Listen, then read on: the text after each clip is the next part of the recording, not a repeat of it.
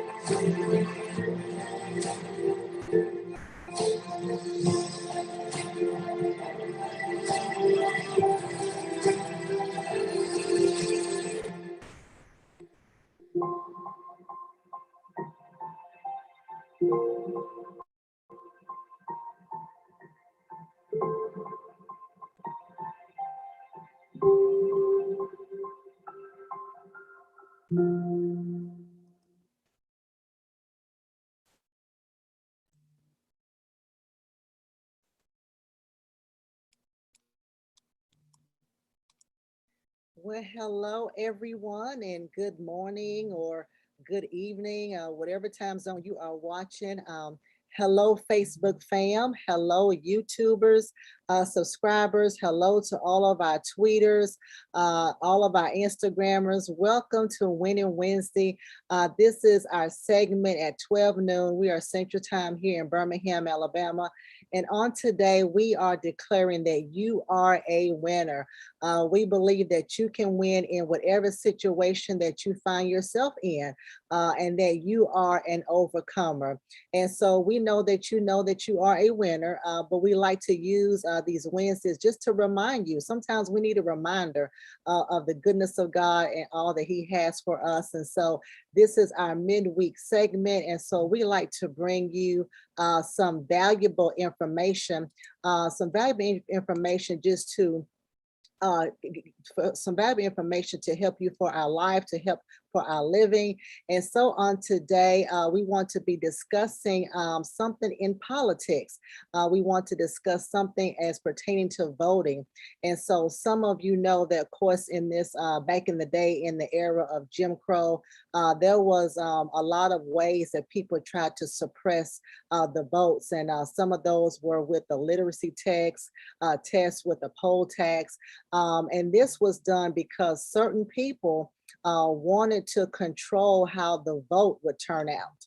So I'm going to say that again. Certain people wanted to control how the vote would turn out. And so this is nothing new under the sun, as the Bible says.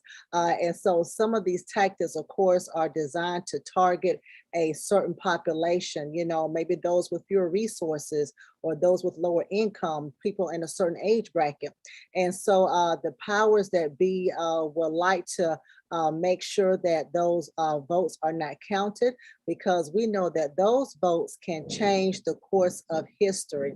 For example, look at Georgia. Georgia flipped from red to blue.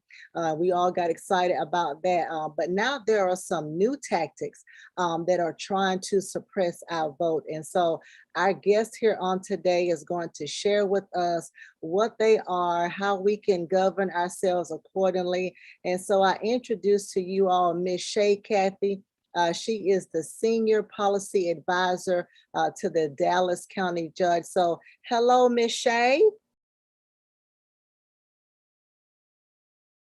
Unmute yourself. Oh, I was talking. I was so inspired by your introduction, your prologues. I was just saying good morning. It's good afternoon, wherever you are, whatever time you're listening to us. It's good to be back with you on Winning Wednesday. Yes, it is. Thank you so much. And you were here with us a couple of years ago, right before I think it was in between, I think when we were having the election before Biden and Kamala. And so we kind of wanted to get everything together and, make sure we can get everybody on board to vote. And so, yeah, so I'm excited because it's some new things that came down the pipe. And so we want you to, of course, give us your expertise and your knowledge and all your political insight that you can, so you can help us make sense of it all. Well, I don't thank you for using the word expertise. I'm gonna tell you what I know. So my mom always says, if you know something and you're the only one that knows it, then you're not doing your community any good. So I want to share with you some of the things that I have learned, and hopefully it will help you. So I'm gonna get started. Are you ready? You ready to get started? I'm ready. All right. We all ready. All right. So, like I said, I am happy to be with you. I think it was last year. Actually, I think it was around August last year that I had a chance to come. So, just information about me. If you would like to follow me, you can find me at Shay Cathey on Facebook. I'm at Shay Cathey on Twitter and at the Shay Cathey on Instagram. So, if you have follow-up questions, I would love to continue to talk with you. So, there we go. All right. So let's jump right into it. So like I said, this time last year, I think is when I was here last, and last August, we were about 6 months into the pandemic we know as COVID-19. And in August last year, then Vice President Biden had picked his running mate, which was then Senator Kamala Harris. And of course, we know they are now President Biden and Vice President Harris. And our COVID cases have been, we're starting to climb. They're starting to climb higher. The death toll, the case toll, it was continuing to rise in August. We're not through the thick of it now, but we certainly were in what we thought was the height of it in August 2020. And so we were about 2 months from a very, very important election, not just nationally, that was an important election, but you also had local races and state races that were going to be on this ballot. And so states were trying to figure out how are they going to manage elections amid these COVID-19 concerns. And of course, counties have to follow the guidance set by the state or previously established local rules on elections. So they were forced to pivot really quickly. 2020 was unlike any time we had ever seen. And I've been joking, Pam, that we need to find a new word for unprecedented because we keep using that word over and over again. So we need a new word because truly 2020 was unprecedented. So in elections departments all across the nation, they were forced to pivot quickly. And so most states had to adjust their normal practices or their previous standing policies following guidance from their Secretary of States because they had to hold these elections. So we weren't going to not have the elections, but there were concerns about voter safety, about worker safety. So they had to start to figure some things out because we were going to have this election. So that's what was going on around this time last year. And so let's look at election 2020. In the midst of this global pandemic, we had record turnout across the nation, record turnout. There were early voting, there were absentee or vote by mail, depending on what state you live in. People call it different things, but voting by mail, absentee balloting, and then of course, election day opportunities. And so if you look at this bottom left-hand picture, this is what it looks like all over the country for people who had to vote in person. They were masked up. They were trying to distance. You see people sitting down in chairs. They were going to make the most of their opportunity to vote on election 2020, because for one thing, we were deciding who our president was going to be. Was it going to be the current president, or was it going to be a new president? So America had to wait, though, 4 days as the results of states were being counted, because states, we discovered as we all watched together, states counted votes differently. Everybody didn't count the vote the same way because there's no federal standard for how you count votes. And I think for a lot of people, it was an eye-opener as we watched. I know in 2000, there was some discrepancy about the state of Florida. So we had seen it happen before where perhaps one state wasn't finished counting. And I think in 2004, there were a few states, I think it came after midnight or like on Wednesday when that election was called. But we had never seen, in our recent history where you have a vote on Tuesday and you're talking about 4 days. We did not know who the winner was, largely because of how the votes had to be counted. Because there was such a record turnout and states were counting them in different ways. And remember, so many of them had adjusted and expanded access, which really increased participation. So there was no expectation really that it would take this long. But again, they had never counted this many votes. And because they expanded the access, more people chose to participate, which led to record turnout. So y'all remember, and depending on what station you watch, I chose pictures from CNN, but all of them have this ongoing coverage, right? Election 2020. So it was the election with the correct results, but it felt like the election that wouldn't end. So if you watch CNN, you saw that magic blue wall, and you saw how John King would touch it, and he was kind of telling you it was flipping. So I pulled a few of these slides because this is how long it took.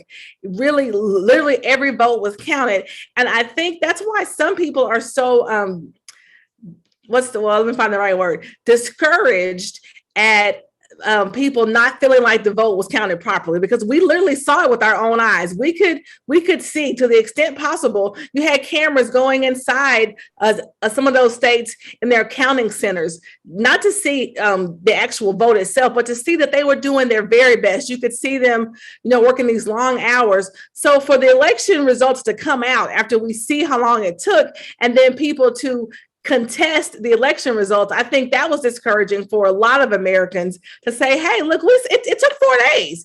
They did what they were supposed to do. And then you have people who still thought that it wasn't done correctly, likely because they didn't get the outcome that they wanted. But Secretary of State after Secretary of State confirmed this is how they had chosen to count their ballots.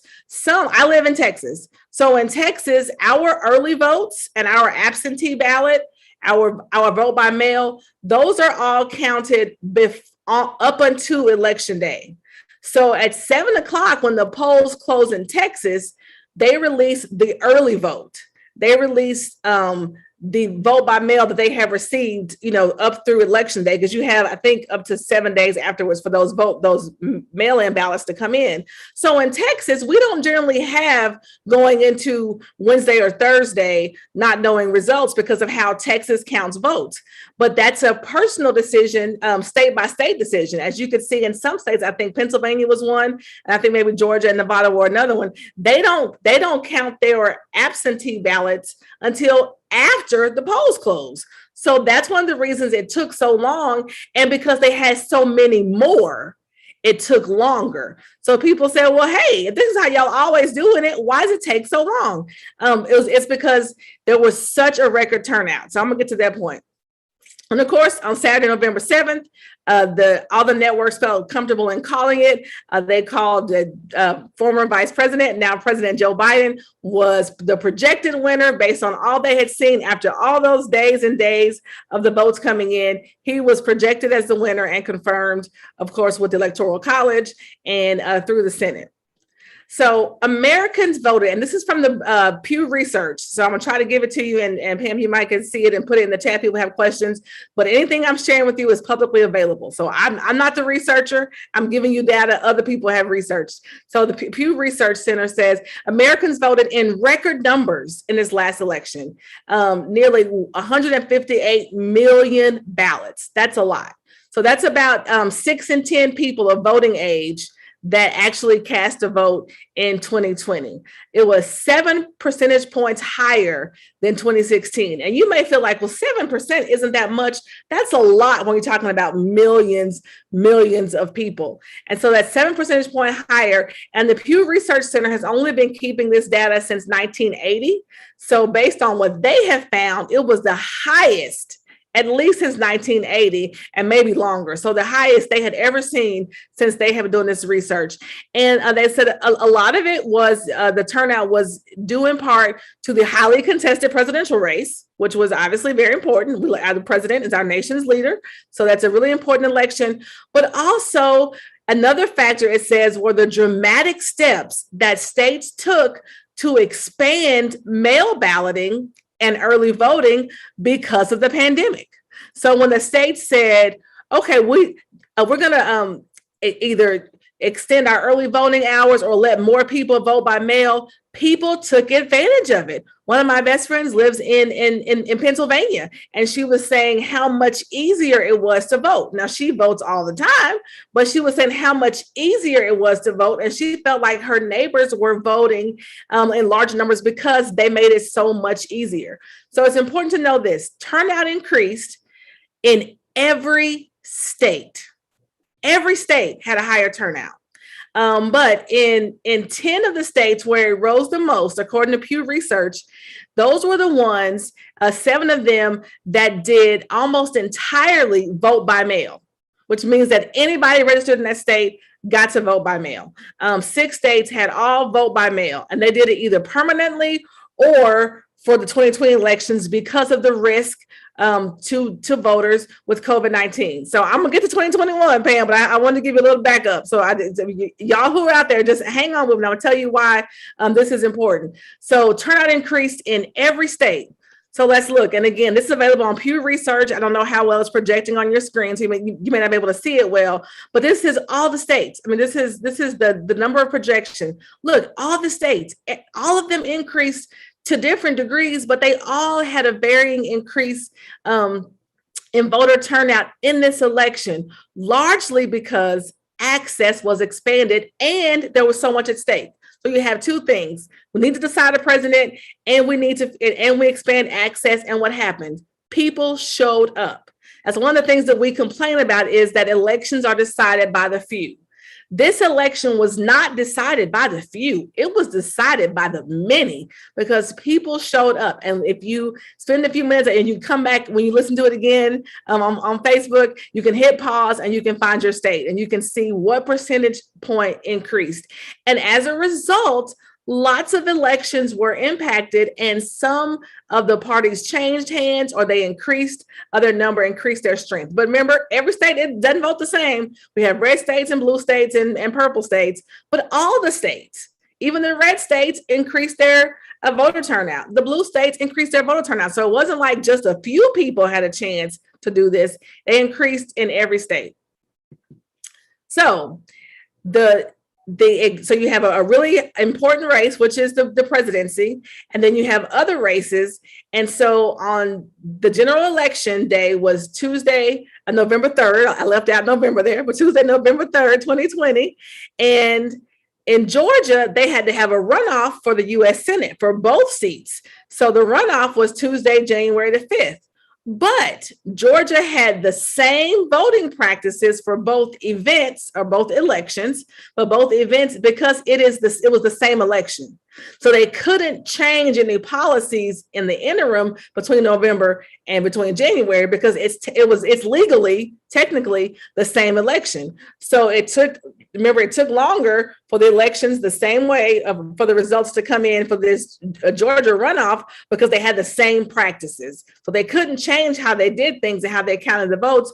So while it took well into the night, I think it well into Wednesday morning for them to declare winners because it was the same procedures as that Georgia had for their general election. So, all right. So now here we get to what's happening now. Remember the show? It was what's happening, and then they came back and what's happening now. So that's what happened. So now we're in 2021, and we are saying, hey, what's happening now? So 2021, we have a new president and a new vice president. We have a new Senate Majority Leader. We have the returning Speaker of the House. We have a similarly staffed conservative Supreme Court. So how will states respond this year as it relates to voting? We saw what happened in 2020. We are still, even though we thought we would be better off, we are still in the thick of this COVID-19 pandemic. But we saw what happened when you have a really important election and you expand access, people turn out. So it's like, well, hey, what will states do? Now that they know that when you have important elections, if you expand access, people will turn out. Well, how will states respond? So let's see how they responded. In 2021, 18 states have already enacted 30 laws this year that will make it harder for Americans to vote. And this is according to the Brennan Center. Again, anything I'm giving you, it's available publicly online and you can find it out for yourself. But this was posted on July 22nd. So just 2-3 weeks ago, 18 states, I want that to resonate with you all. 18 states have already enacted 30 laws this year that will make it harder for Americans to vote. So it makes you think, well, we had this global pandemic that we still have currently, by the way, and we expanded access. And when we're talking about access, we mean access to the poll to vote, not changing who could vote, but just expanding access. Perhaps some states expanded early voting hours or added additional early voting locations. Or like we said, in some states, gave everyone the chance to vote by mail. So access to the ballot, not changing who can vote, but access. So 18 states in 2021, we're just in August. 18 states have already enacted 30 laws this year that will make it harder for Americans to vote, according to the Brennan Center. So you might say, well, who are those states? Well, let's just look at those states. Which states are they? Alabama, Arkansas. I feel like I'm singing that song, that roll call song of the states. Alabama, Arkansas, Arizona, Florida. Guess who we see? Georgia. Yeah. Iowa, Idaho, Kansas, Kentucky, Louisiana, Montana, New Hampshire, Nevada, Oklahoma, Texas, Utah, and Wyoming. So it's important if we just stop and think, and again, I'm giving you public information. We saw, like you said, like you mentioned in your introduction, Georgia had record turnout. And as a result of their record turnout, the results of their election were different than they had previously been because you had a really important election and you had expanded access for voters. Again, not letting anybody vote, the people who had the right as Americans, citizens who are duly registered to vote, and they had a change in their pathway. And how did they respond? By putting in harsher laws. Now, let's just stop and let that think for a minute. And you said it at the very beginning. The more people responded, some of these states said, Well, we gave expanded access. So now we want to figure out how do we restrict that access, because perhaps we don't like the results of the voters. And remember, we said in some elections, it was decided by the few. This election was decided by the many. And in a democracy, that's the goal. It is the goal that when people participate, you get the true feeling of what America, what your city, what your state wants for its leadership. So these are the states. So you might say, well, what when you say restrict voter rights or they have harsher voter rights, what does that actually mean? So again, I'm not sure how this is going to look on your screen, so I apologize. But again, this came from the Brennan Center. So these are some of the things that states have done in the last 8 months. So just think about this: in the last 8 months, they've shortened the window to apply for a mail ballot. So I think it's important that we stop here and say this too, because I hear people misusing the term the right to vote. The right to vote is guaranteed by the Constitution through the 15th Amendment. So that's your right to vote. The right to vote for people who were any previous condition of servitude. So that was a way to include all slaves. So and descendants of slaves. So the right to vote is a constitutional amendment. So the state can't take away a federal right, but the state has to effectuate and enforce your rights the same way the Constitution guarantees you the right to own a weapon, to own a gun. But your state may have limitations on background checks or certain days that you can buy guns, right? So your right it's a constitutional right, but your state has to effectuate that right. So these states aren't trying to take away our right to vote, because when we speak, we have to speak clearly, because when we speak incorrectly, then we lose our momentum and we lose our trust and our ability to influence people. So states aren't trying to take away your right, because your rights from the Constitution. The 15th gave it to former slaves, 19th secured it for women. Of course, the 26th lowered the voting age to 18, the 24th did away with poll tax. So these are rights, but the states have to figure out how to hold these elections. So this is what states have done, Pam, in the last 8 months. Shorten the window to apply for a mail ballot. So I'm not going to take away mail balloting, but your window to apply is now shorter in Alabama, Arkansas, Georgia, Iowa, Kentucky, and Oklahoma. Shorten the deadline to deliver it, because when I was in college, you can ask your husband see if he remembers. When I was in college, I voted by mail. I voted absentee. So I would vote, in my dorm room. But even though I voted, even though I had the ballot, I still had to return it back to my home precinct in a certain amount of time. So what they have done is shortened the deadline to deliver that mail ballot in Arkansas. Okay, make it harder to remain on the absentee voter list. Some states have lists of people. If you get an absentee ballot or a mail ballot in one election, what they will do is keep sending you the application for mail ballots. So in Arizona and Florida, they made it harder to remain on this list. So you may have to reapply to keep getting those ballots. Eliminate or limit sending ballot applications to voters who don't specifically request them. That's Georgia, Iowa, and Kansas. Do you see the depth of this? This is the restrictions that we're talking about, not taking away your right to vote. Because what the proponents of these bills can say is, well, Pam, you still have the right to vote. We didn't take your right away. We are just changing your access to the ballot. Other things, restricting assistance in returning a voter's mail ballot. So, these are just things. Look at those states: Arkansas, Florida, Iowa, Kansas, Kentucky, Montana. Limit the number, location, or availability of mail ballot drop boxes. So in Dallas County, we only had one place. Dallas County has 2.7 million people. Now, everybody can't vote by mail, but we only have one place where you could drop off your mail ballot. And so one of the things they're trying to do in Texas is limit that, because other larger counties have multiple places that they had secured.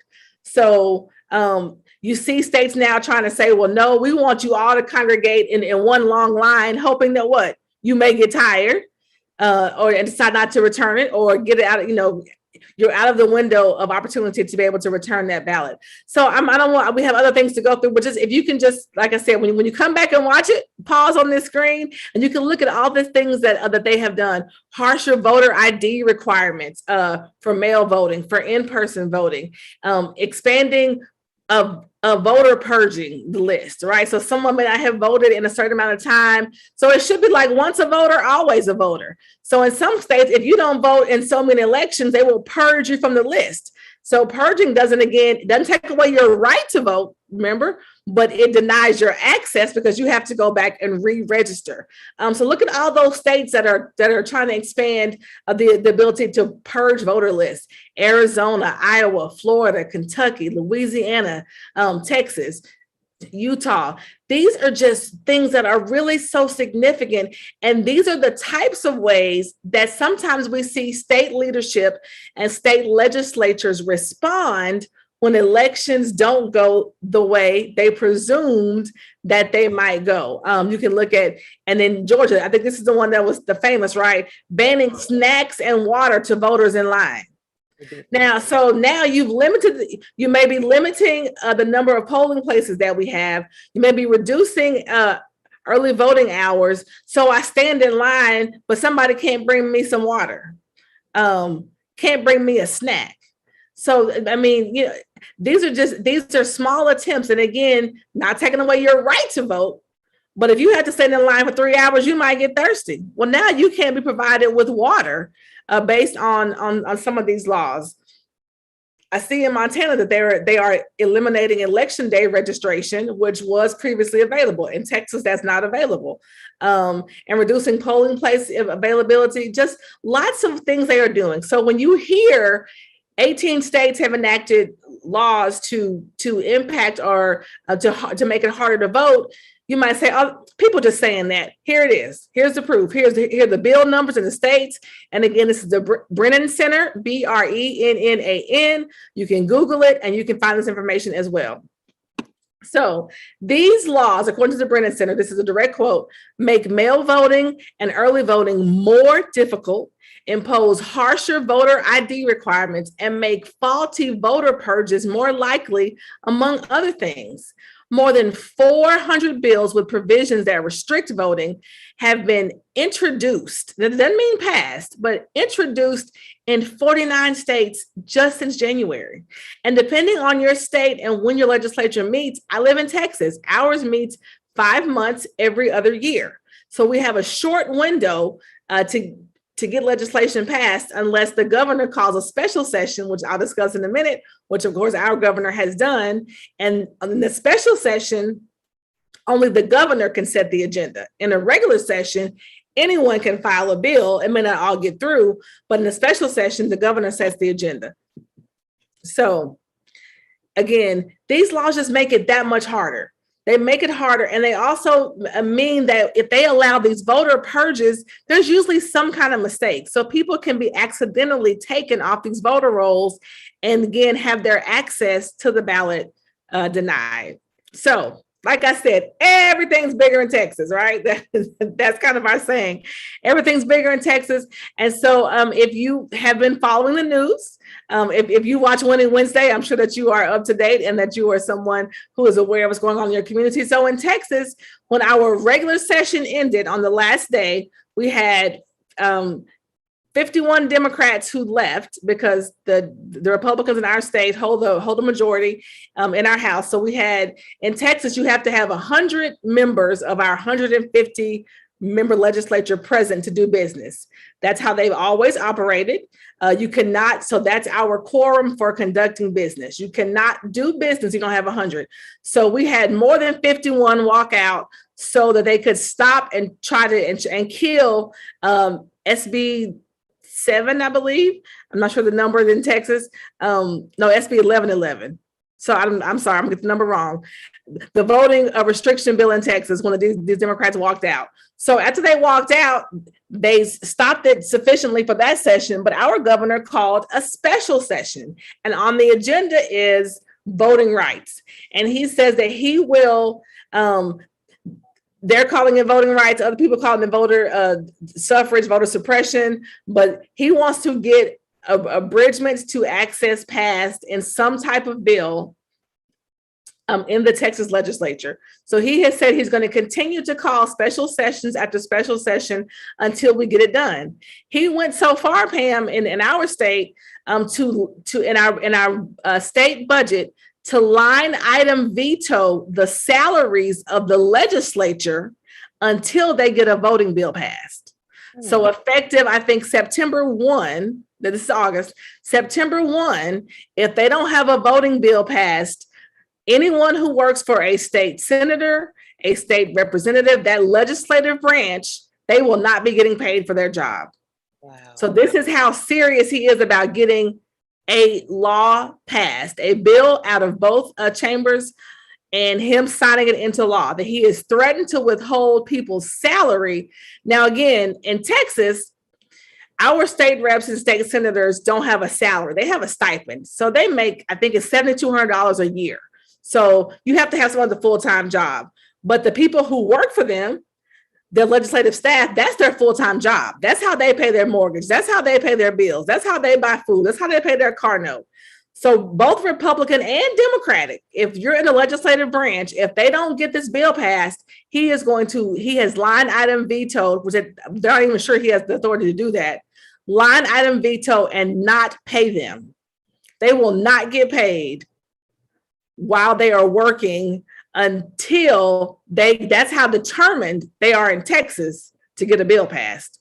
So many of our state reps continue to remain in Washington, D.C., trying to lobby the United States Congress to pass the For the People Act and the John Lewis Voting Rights Act, because the federal protection will provide some of the things that could stop Texas and Georgia and some of the other states that have had some of these some of these restrictions in place. If there's a federal law, then the federal law will supersede the state law, because it will be, this is how you have to, these are some mandates that are required for elections. So they decided, well, if we're not going to be in Austin to have this quorum, then we're going to go to and take our case to the nation's capital. So many of them have been there since the end of June. And the first special session ended on Friday, and he called the second one to begin immediately on Saturday.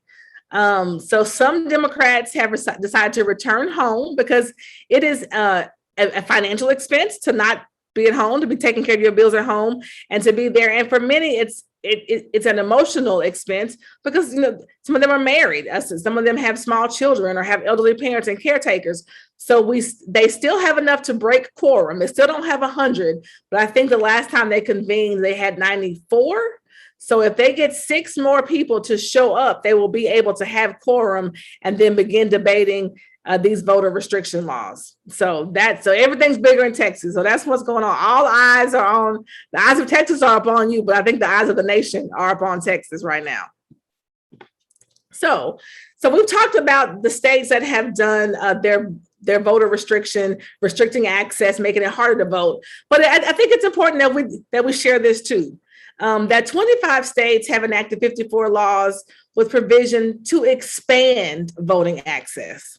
So it is not all bad news. Some states are expanding access to early and mail voting. Some of them are making voter registrations easier. Some are restoring voting rights to Americans with past convictions, among other measures.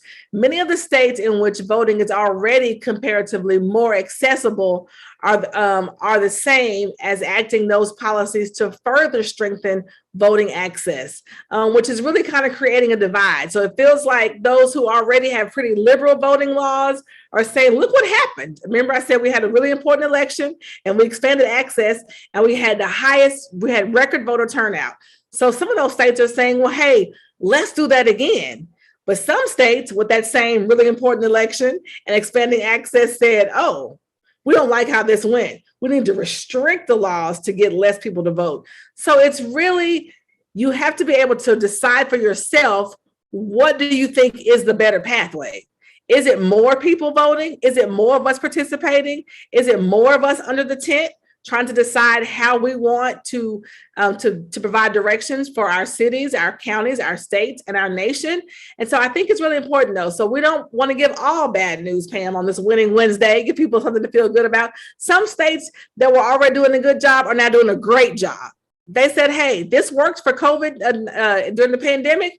Guess what? Even when COVID goes away, because I believe that COVID will go away, right? So I am with you, standing in faith and hope that we will not always operate under this cloud of COVID-19. But they're saying, let's make this law. Some of the things that we did to make it easier because of COVID-19, let's strengthen our voting, our voting and our access, because that's what we want to do. So again, I apologize for the screen, how it looks, but these are some of the states and some of what some states are doing to expand early voting. So some of the states, and you can see them there, lots of states, even some red states. So all of the news isn't bad on all fronts. Expanding early voting opportunities, either giving more days or extra hours. Lots of states there. You see it: Indiana, Kentucky, Louisiana, Massachusetts, Maryland, New Jersey, Oklahoma, and Virginia, to ease mail voting. And so this says miscellaneous because easing mail voting has different meanings in different states. So of course, this is a lot of different states, but these bills are about easing mail voting, expanding the mail ballot drop access. Remember, there were some states that wanted to limit it, so it makes it harder to get your ballot back. And then there are some states that said, hey, let's provide easier access and more safe, secure drop-off locations so people can return their mail ballot. Some are giving greater access to voters with disabilities, making sure that people who need assistance, physical assistance in voting, they don't have a difficult time in doing so. Improving language accessibility, protecting polling place access, prohibiting discrimination, easing the voter ID requirement. So there is some good news. And again, all publicly available at the Brennan Center with links to all these bills so you can read them for yourself and not have to just trust our interpretation of them. Some states are going to expand election day registration. I wish Texas would do that. And then improving the voter list maintenance. So it's important that we look at all sides. There are some states who are really trying to restrict access, but then there are some states who are trying to strengthen it because they understand that the more people we have voting, that really is a true democracy. So again, I mentioned Texas. One of the things they are doing is to try to get the For the People Act of 2021 passed. It is HR 1. It was passed by the House on March the 3rd, and the Senate has one version of the bill, which is been designated as S1, and it has lots of the same language, but this bill is stuck in the Senate. So remember a few slides ago, we talked about the Senate, although we have a Senate majority leader who is Democratic, it is 50-50, which means that the tie, when they vote on something, the tie goes to the vice president as she is the president of the Senate. But this bill just cannot get out of the Senate. And I think this is what the Texas representatives who are in Washington, D.C., and many other people are asking, is that we need a clear call across the country so that you don't have states that could go in and make it harder one way, abridge votes this way, and do these other things. And so there are a lot of people that really feel like this For the People Act is the best way to make sure our elections stay full of integrity, but that we have some consistency across the nation in our voting access. And so again, it's hyperlinked. So you can see the underlines, and I know that may make it hard to read on the screen, but when you go back and watch this again, just hit pause and you can look at it. But it has 10 different titles that talks about the important parts of this For the People Act. It's modernizing voter registration. It's restoring the Voting Rights Act. It talks about territorial voting rights, election security, campaign transparency, empowering small donors, campaign finance, Supreme Court ethics, reform, lobbying disclosures, things like that, of the recusal of presidential appointees, executive branch ethics, congressional branch ethics, and presidential tax returns. So this is the For the People Act, and I think it's really important if we could have some modernization across the country. And so it came out of the House and it's stuck in the Senate. And so that is why the Texas representatives decided to go to Washington, D.C. and make their case. And they are talking about really some of the really bad parts of the bill that died because they broke quorum in that first session. Some of the things in that bill, it limited access on Sunday. And so in Texas, we have a thing, and you may have in Alabama, it's called Souls to the Polls. So we would have one Sunday where early voting was open, and people of all faiths who worship on Sunday, again, of both parties, would have a Souls to the Polls, and there was a push for people to leave their worship service and to go to the poll. Well, the original bill, if it had passed, would have restricted that on Sunday and put it like for 2 or 3 hours. Like, it was a very small amount of time. And so that was one of those things that was like, wait a minute. I mean, Sunday, anybody can vote on Sunday, not just people of faith. So, I mean, so they were pointing out these things and just saying, we need some help from you. We are fighting this fight in Texas, but we need your help. So the For the People Act, these are the 10 sections of the For the People Act. And then, of course, there is the John Lewis Voting Rights Act. And this is such an important act. It is named for an iconic figure in our nation's history. John Lewis, of course, famous for many things, not the least of which was that the march and on Bloody Sunday across the Edmund Pettus Bridge right there in Alabama, and him being beaten so badly. But the John Lewis Voting Rights Act will restore key portions of the Voting Rights Act that came from the Shelby County v. Holder in 2013. And I just want to pause here for a minute. This was 2013 that the Supreme Court decided that part of Section 5, that I think all of Section 5 could be taken out of the Voting Rights Act. And that is when Shelby County sued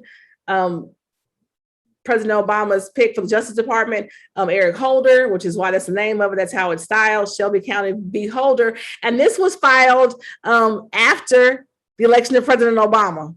So if we go back to our previous slides, after President Obama was elected, Shelby County decided that, well, we don't need to operate, under this pre-clearance anymore. And so when we have it appears that when we have significant milestones in American history, that states then reconvene and figure out, how do we stop that from happening again?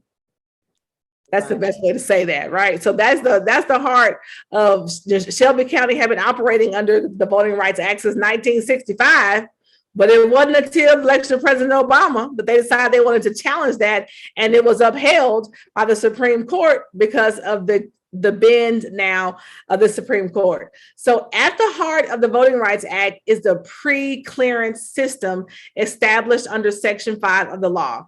Under pre-clearance, states and localities with a history of voting discrimination must get certification in advance that any election change they wanted to make would not be discriminatory. So the VRA included a formula set out in Section 4 that identified which states were subject to this review. And let's just guess, friends, on Winning Wednesday, which states were those? The states from the South. At least Georgia and Alabama.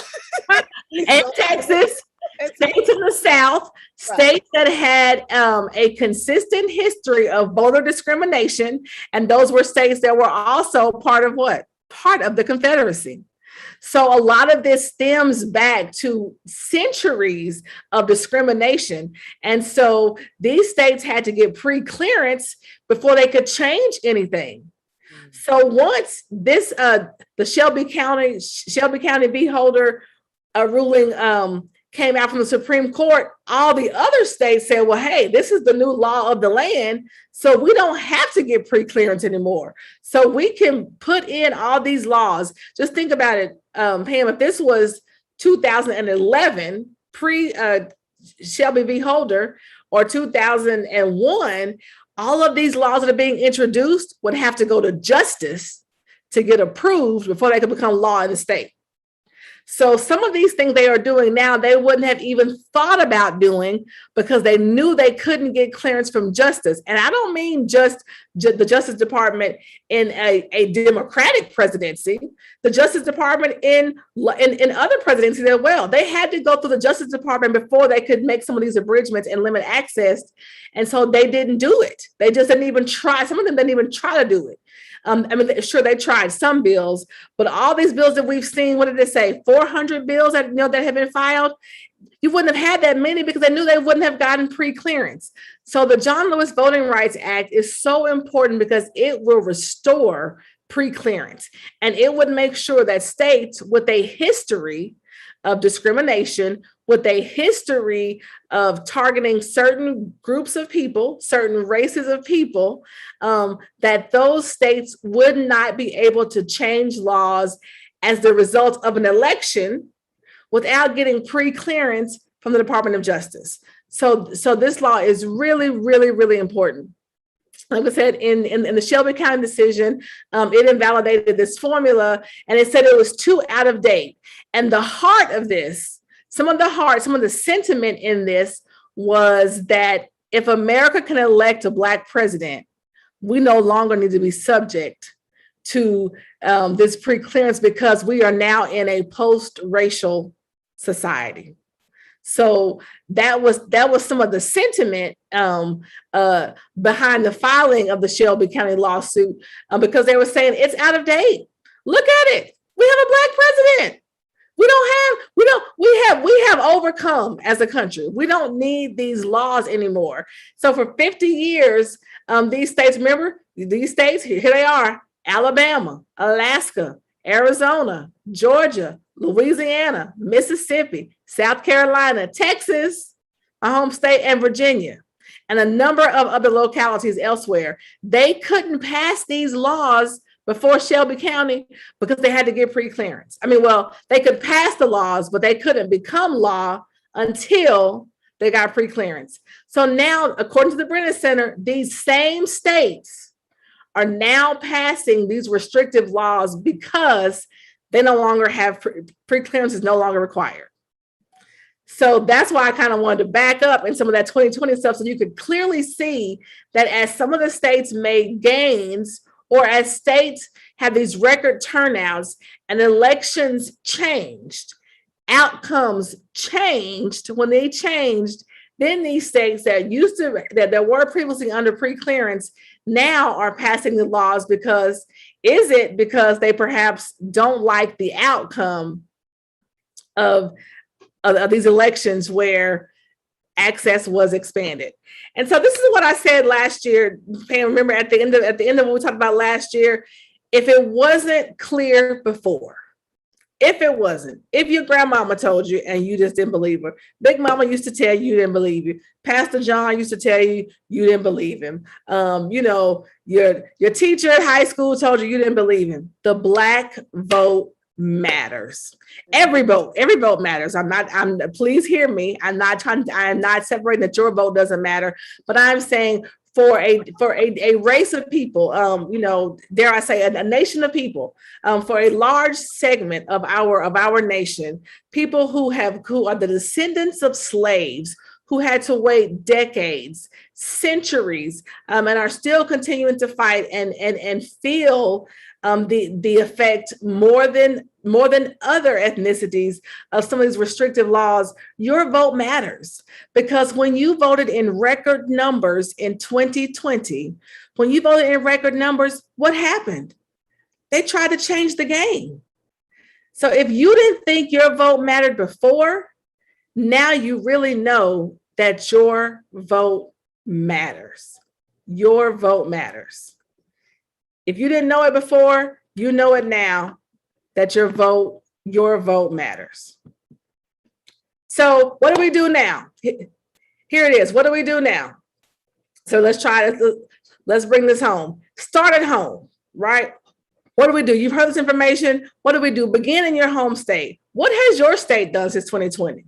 Go find out. And if you don't know, again, you don't have to be an expert on these things. I'm not an expert. I'm reading and sharing with you what I read. Go to Brennan Center, figure out, has your state filed any laws? Are they restrictive? Do they restrict access, or do they expand access?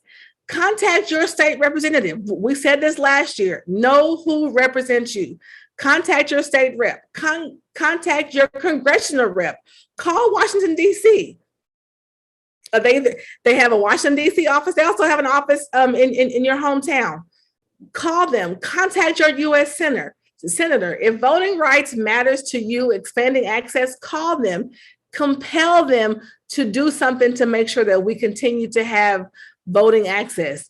Do your own research. Do what I did. Find reputable organizations. Find those nonprofits that do research, that just put out data. Find organizations, listen to trustworthy voices. If you're watching Winning Wednesday, you know the good work that this church does in your community. You know what they mean to your family, to your friends, their circle of influence. Continue to trust them. Go listen to see what they're putting out, sharing information. Again, we're not advocating for any political party. We're not advocating for any candidate. We are talking about doing research to see what affects you. Do not vote against your own best interest. And then make a plan for your next election.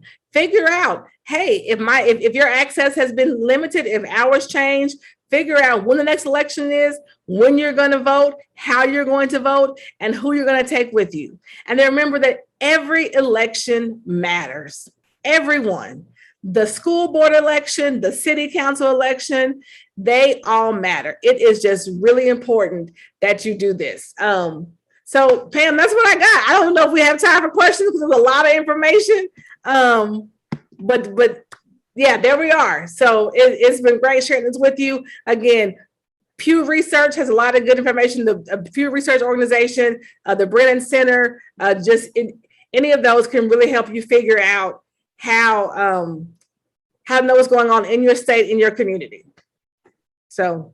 Shay, this was great. No, I'm telling you, you have peeled back all the layers of voter access and how there are people are trying to have laws and implement policies just to deny us or to try to curb our access. We have the right. Thank you for explaining that and making that difference. No one can take away our right. However, they are trying to, or some people are, not all states, because you did point out the positive, how there are some states who are saying, well, hey, this is good. We're going to make sure there's more access, but there are some that are not.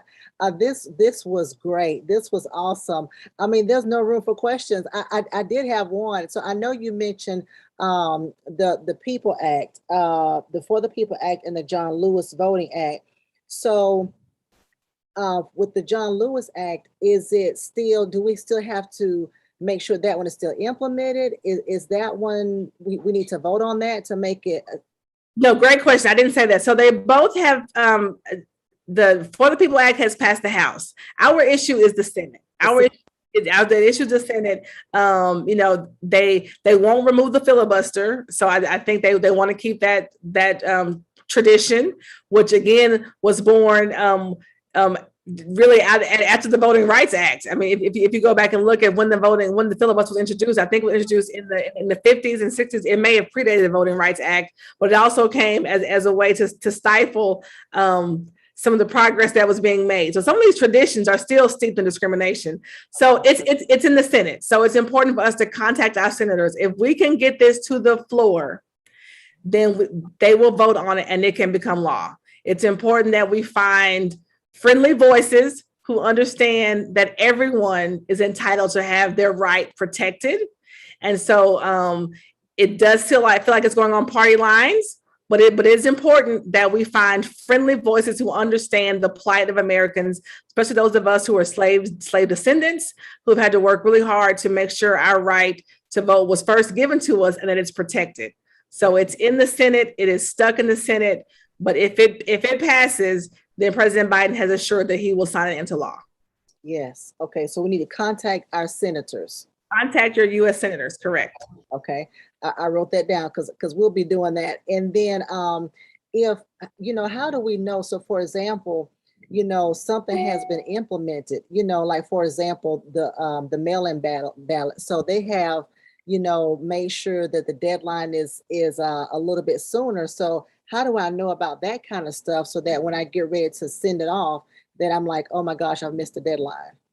So once states pass laws, your county has to again effectuate and put those laws into practice. So start with your county elections department and ask them for the most updated information on mail-in ballots, because I think like in Texas sometimes those laws become effective on September 1st.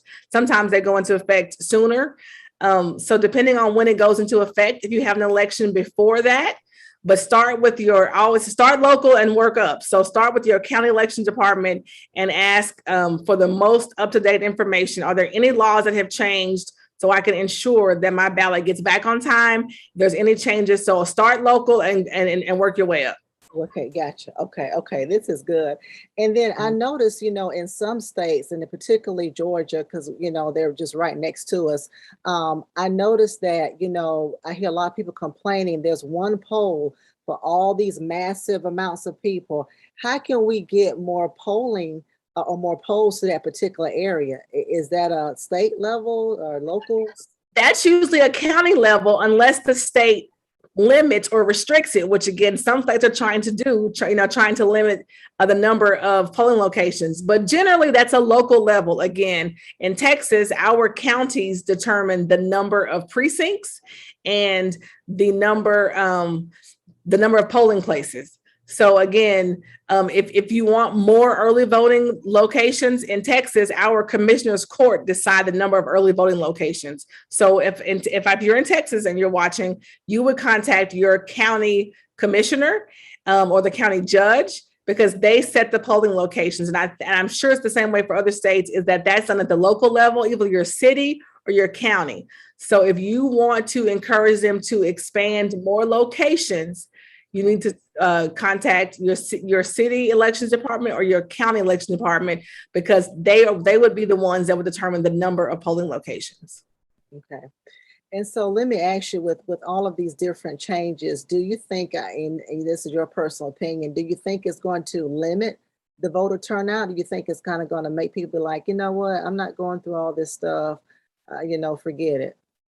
So you know what? That's a really good question. I hope it will empower people. And like we said, you see kind of this pattern that when certain groups make gains, then other groups try to restrict or limit those gains. And so now I think that people are starting to see, like I said, when the whole world, got to watch them counting these votes for 4 days, people understood, oh, it's really important. Why are Texas's results in and Pennsylvania's not? How can they count votes before? So I think people understand how important it is to get involved with these things. And we certainly don't want to support any bill that abridges or limits our rights. But if those bills pass, now we know. So hopefully it will empower us to figure out what those new restrictions are and vote within those restrictions, so we can keep voting and perhaps change the leaders so that they will put in place voters laws that will continue to expand our access. So I hope we're not discouraged. It's easy to be discouraged. I hope we are empowered by this and driven to continue to vote more within whatever framework we now have to in our own state. Right. Yes. Okay. Awesome. Well, thank you so much, Shay. This was so informative. We're going to try to put a few tweets. Actually, I didn't see any questions in our Facebook session. And so, but of course, if there's any questions, tell us again how we can contact you. I think it was at Shay Cathey. I'm at Cathey at Twitter, so you can at me at Twitter. On Instagram, I'm at the Shay Cathey with the THE in front of it, and then I'm on Facebook at Shay Wire Cathey. But you all have access to me. So if you forget how to reach me, if you're watching Winning Wednesday and you know how to get in touch with the Masons, they know how to get in touch with me. So ask the question, and I will send you those links, those hyperlinks that are in the presentation. So if you want to tweet those out later, I know it's kind of hard to write them down, so I'll send those to you. And again, I'm not an expert, but I know how to find stuff. So if you're in a different state, you're not in Alabama or Texas, you have a question, we'll certainly try to direct you to the best place to get your question answered. Great. Thank you so much. Well, we're just going to have a few announcements for our viewers, and then I want you to come back and then, of course, sum it all up, just kind of a couple of sentences what we need to be doing. And so listen, guys, for those of you who are homebound, we had a message that just came in and you want to get the vaccination for COVID. You're going to dial this number. It's area code 205-858-2221. Okay, so if you're homebound and you want to get the vaccination, the COVID vaccination, you're going to call this number. You can ask all your questions, what kind it is and all that stuff, who is administering it. But the number is 205-858-2221. Okay, and don't forget, people, we have our small groups. Our new segment of small groups is going to be this Saturday at 10 a.m. Our curriculum for this particular session is taming the tongue. And so we all need to learn how to do that from time to time, taming our tongue. And so that's going to be this Saturday at 10 a.m.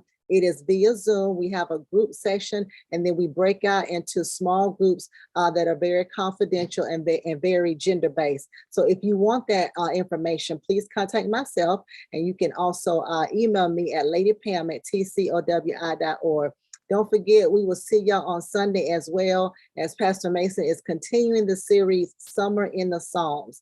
And so he is going through a different division in the book of Psalm and just really talking about it, really going in depth with it. Of course, last Sunday was the realness about depression. So go back and look at all of these sermons, all these messages, all these winning Wednesdays, because we want you all to continue to be winners in every aspect of your life. So that's all we have on my end. Shay, can you please just give us a recap of what we need to do, what we need to do as far as our senators and contacting our county commissioners, and just any information you want to give us to sum it up? So again, just thank you for the opportunity to be here. Just remember this, people, all politics is local. So just think about that. Start at home, figure out what your plan is, talk to your elections department, see if there's any laws that have impacted how you normally vote, start with them, then contact your state reps, contact your state senator, your US rep, your US senator. Let them know how you feel. You would be surprised at how they would respond to hearing from their constituents. And I just want to follow up on the church announcement in that I am someone who is personally vaccinated, my family, my husband, and my children. Let's stay safe. Please talk to your medical provider. Do not Google. Don't trust Dr. Google. Facebook is great for winning Wednesdays. It's not always great for medical advice. So talk to your medical advice. We can get through this. The Lord has not left us. He's a very present help in a time of trouble, and he has given us discernment. And so we ask that you walk in faith, but also be cautious. If you're not vaccinated, please take care of yourself. Take those precautions, because we need you to vote. We need you to help us. And we may look at the response to COVID-19 differently, but we all do love each other and we love the Lord. And so we certainly want us all to be safe, because we all need to be in this fight, because we're all God's children, and we're going to have to work together to make this country the best country that it can be. Yes, and you are so right. And so thank you for that, because as a reminder, you know, we've been vaccinated here too on our end, and there are a group of people who cannot be vaccinated, you know, for immune system reasons. But like we like to always say, make sure you're staying safe, you're staying sane, and you're staying sanitized. So whatever that safeness looks like for you, then we need you to do it. You're right. Absolutely. What the Bible said, that we'll know we're disciples by how we love each other. So let's love each other and show grace, and let's all work together to keep all of us safe, so we can come out of this and embrace the way that we are accustomed to and make this country the best that it really can be. So thank you. Thank you. You're welcome. Thank you so much, Shay. Until next time. See you later, Facebook, YouTube, Instagrammers, and Twitter family. Bye-bye.